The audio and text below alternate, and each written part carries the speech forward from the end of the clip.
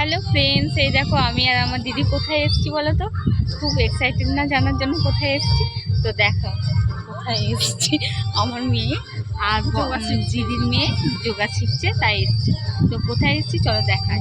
এই যে এখানে ভিউজটা দেখো কত সুন্দর, যে দেখতে পাচ্ছ একদম ওয়াও চারিদিকে।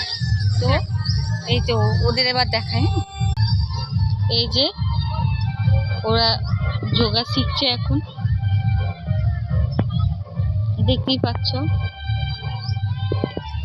কি লাফাচ্ছে দেখো। আমার মেয়ে সারাদিন খুব এক্সাইটেড হয়েছিল যে কখন যাব আর শিখবো, কোনো টাইম পাবো না খেলার। তো এই দেখো চলে এসছে। তো এই দেখো কত এক্সাইটেড হয়ে আছে, ওরা খুব ব্যায়াম করছে দেখো।